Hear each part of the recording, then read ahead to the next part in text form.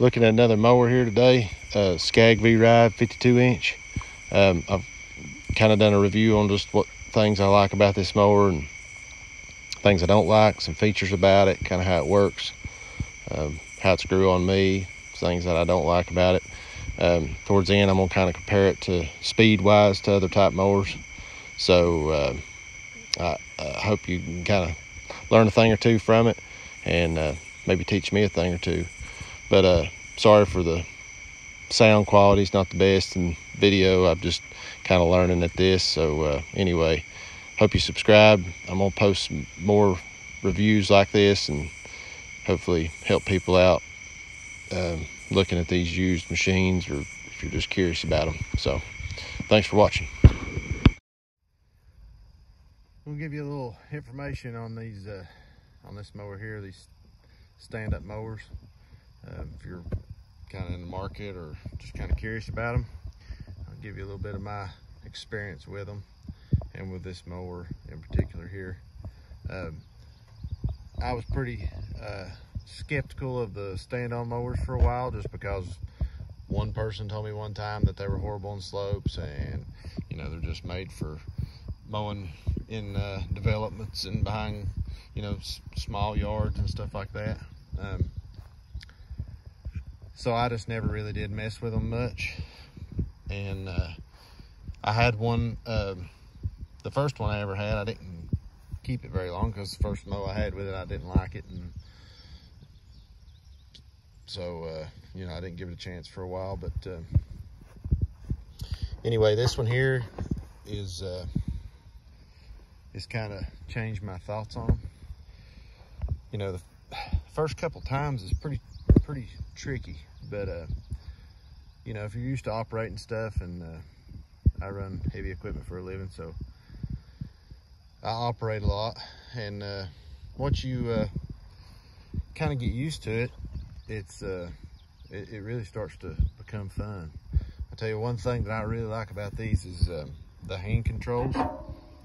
You know, pretty pretty easy safety on it. You know, when you're in drive and going and you step off or fall off or whatever, that'll cut the mower off.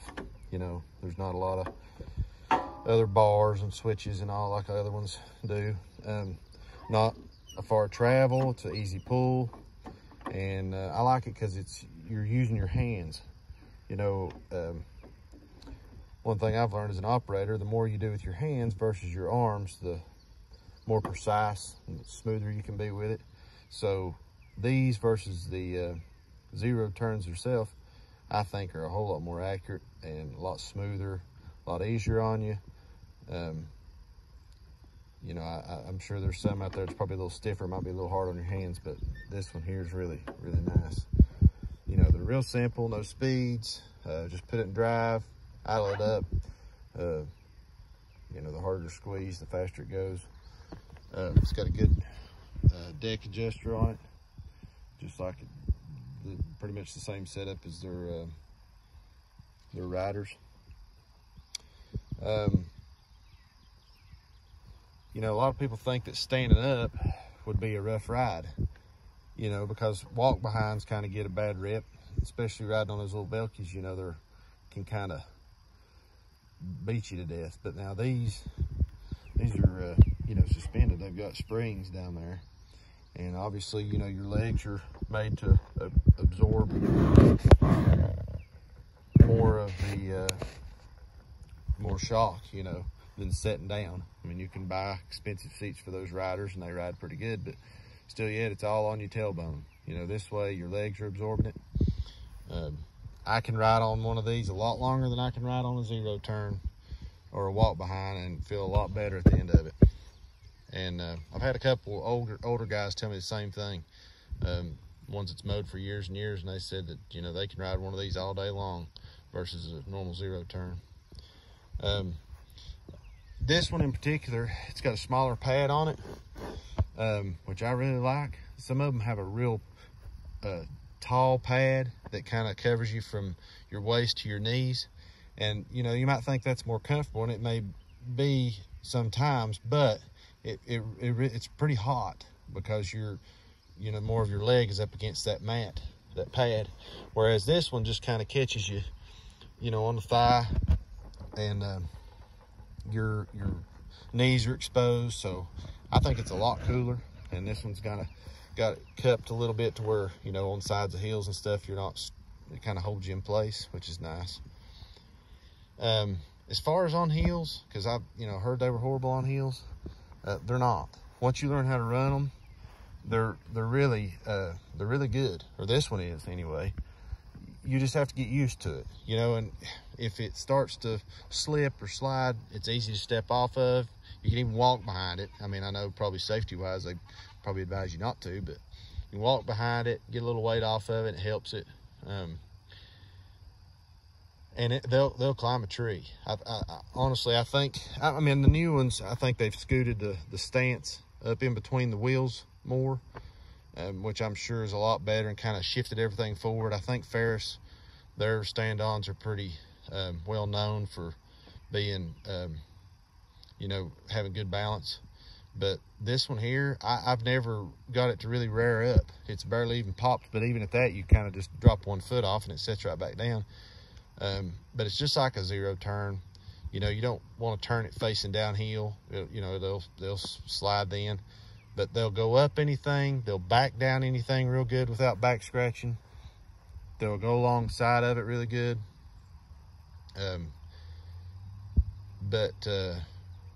So I don't really, I can't really see that argument in them. You know, it's all on how you learn how to run them too. I mean, you can't get on it the first time and expect it to be real easy at first. But it's, you know, these have got a good motor on them. I like Kawasaki's. I like that 23.5 horsepower. I've never had it bogged down. You know, I can mow this thing wide open. And I've never had it bog. Kawasaki's pretty tried and true on their mowing motors. Obviously this is the same, pretty much the same deck as they run on a lot of them, the Velocity Plus. You know, they eat the grass well. They don't clog up bad. You know, Scag has a pretty good setup on that.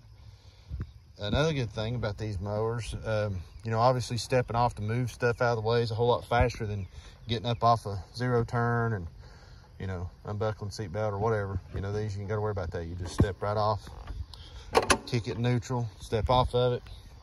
You know, when you're ready to go again, you step back on, kick it and drive, take off. It's a whole lot faster. Visibility's better. And this is pretty much what you're looking at right here. You know, you see up over stuff, see, you know, things down in the grass better. The only one bad thing that I do find with these mowers is, you know, like a walk behind or something. If you come across something that's high that you need to pick your deck up real quick, you know, this one's harder to do that. I mean, you can, it's kind of hard to, sometimes you can, you know, run the controls with one hand, you know, and reach down and raise the deck up. It's not advised, but you can do that. But as far as like raising it up to get over curbs or anything like that, they're not good for that. But I don't really have that problem here. I don't have anything that I do that with, and I don't mow real close. So for the most part, I don't have to hop over anything. You know, they're easy to work on. Belts are easy to get to. Obviously the motor is. Again, you're saving the cost of an expensive seat. And, you know, you're not having to worry about it cracking and busting and the liner, you know, coming out, or the cover coming off of it and all that mess. The platform's really simple. There's not much to it. And they lock up, you know, just, and they'll fit in tight places. They're a lot better to fit in a trailer, or, you know, you can fit it in a garage and not take up near the room as you would on a normal rider, or walk behind. You know, walk behinds are pretty long once you add the little Velcro on the back. You know, some of them you can chain up and save you a little bit of room, but these here fit a whole lot more of them on a trailer, you know. As far as like fuel wise, this motor's real good on fuel. I mean, I can mow my yard in less than a quarter of a tank. And I'll tell you this, I time mowing my yard, and with this 52 inch, I can mow it right at 15 minutes faster than I can with a 60 or 61 inch zero turn. Or even the walk behinds. I have not had a big 60 inch walk behind, but I've had a 52 and the 48s and all those. But I can mow faster with this thing than I can with any of them. Once I figured it out and got used to it, you can be a lot more aggressive with your turning. You can be a lot more, it's not as heavy, don't tear up as much. And it's hard to explain until you do it, but you can, when you do your turnaround for striping, it's way faster, and it just don't tear up near as much. All in all, I think it's a great design. I think they keep getting better. I think the V-Ride 2s are even sweeter, I've heard. So I'm eager to try one of those. But I'm just, you know, I was always looking up videos and stuff before I buy, and I know a lot of people do the same thing, just to get as much information as they can. So I'm hoping you get something out of this and that'll help you. It's definitely worth a try. I mean, if you've got a lot of mowing and you know, flat or steep, I'd advise you trying it. But one thing I will say is, you know, give it some time. Don't just mow with it one time and then, because it's the first couple times, you know, you're not going to be real productive. It's just kind of a learning curve, especially if you're used to walk behinds or just a regular zero turn. Just because a lot of it's the same, but it's still different. Just standing up and using your hands, it's a little different. But I promise you, the second mow or the third mow, it'll start clicking and you'll start grinning, because it feels a whole lot better. And I really have not much of a desire. I mean, I like to try different ones anyway, but you know, as far as a different style mower, I'll definitely hang more towards these stand-on mowers, because this one here's really been a sweet machine. So one other thing is, I'm eager to see the new ones. I thought they did the same thing with the Turf Tigers and all the other ones, but they've kind of went away from the smaller rims and gotten into bigger rims, lower profile tires, probably a little bit bigger wheels, I would say, or a little bit bigger, you know, wheel and tire altogether, I guess you should say. But I kind of feel like you're better off with less rim and more tire as far as grip goes. I might be wrong on that. I'm sure they've thought that one through, but I just feel like these would have better grip. But again, I'm eager to see how the new ones compare. Anyway, I think that's about it that I can think of, but that's really been my experience. And again, I would advise you to try it out. Hopefully I'll try some more and get you some more information on some of the others. I did try, the first one I tried was a Bobcat. I think it's a Quick Cat, and it was a nice mower, real nice mower. I had about the same hours. This one here's got like 420 hours on it, and the Bobcat did too. But I just didn't give the Bobcat enough time, I guess I should say. I didn't, you know, it was my first one. So I'd like to try it again and compare it. But, you know, as I try more, I'll get all the information out there I can. So if you would, subscribe, and I'll have some more equipment reviews. And, you know, I'm just here to give my honest opinion, and hopefully that it'll save somebody some research and reading and web browsing if they can just watch and get some of my information. I'll definitely post more. So thanks again for watching, and we'll see you soon.